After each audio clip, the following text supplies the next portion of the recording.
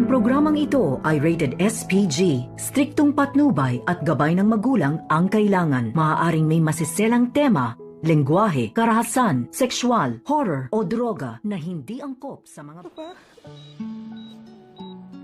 ano pong ibig niyong sabihin sa panaginip ko?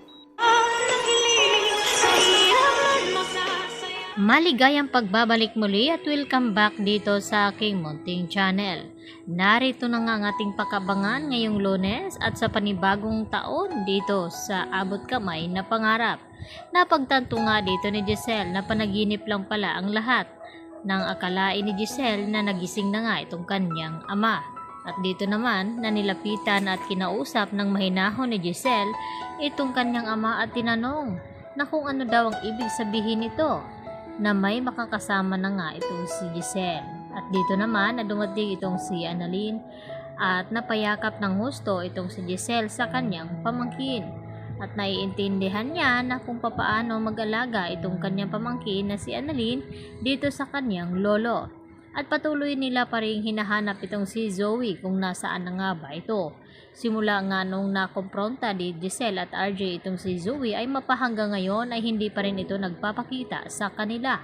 Ibig sabihin lamang nito ay nakonsensya pa rin itong si Zoe dahil hindi siya nagsasabi ng katotohanan dito kina Giselle at RJ na wala siyang kinalaman dito kay Don Pepe. At dito naman na tinanong ni Giselle ang mga staff ng ospital ng Apex kung hindi ba daw nila napansin ang babae na huling dumalaw dito kay Don Pepe.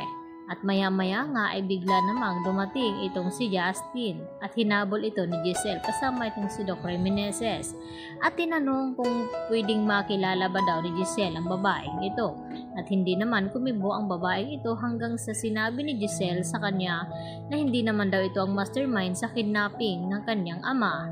At dito nagpantig ang isip ng babae na si Justin at sinagot itong si Giselle na kung may pagtatangkaan man daw siya ay hindi itong si Lolo Pepe kundi itong si Giselle at sana siya na lamang nakaratay doon kabaliktad dito kay Don Pepe.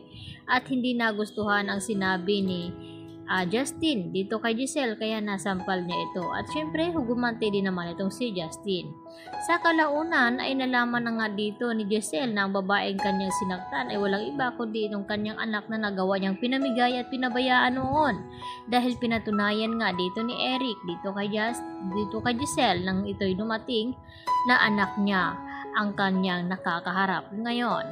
At dito na nag-back out agad itong si Justin at hindi makatingin na diretso dito sa kanyang ina. At dito naman na sinabi ni Eric kay Justin na ngayon na nga ay alam na ni Giselle ang buong katotohanan ano daw ang gagawin nito. At dito naman na sumagot si Justin sa kanyang ama na wala daw siyang gagawin dahil kinalimutan na daw niya itong kanyang ina na si Giselle.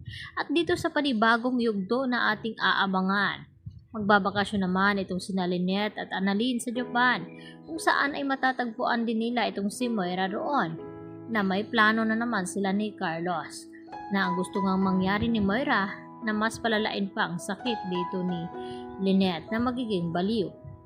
At sa pagsapit ng panibagong yugto ng Abot Kamay, dito na rin magigising itong si Don Pepe upang siya ang magpapatunay na dalawang apo lamang ang illegitimate na tunay na tanyag at tagapagmana at sina Annalyn Santos nga at itong si Justin na anak nga ni Giselle.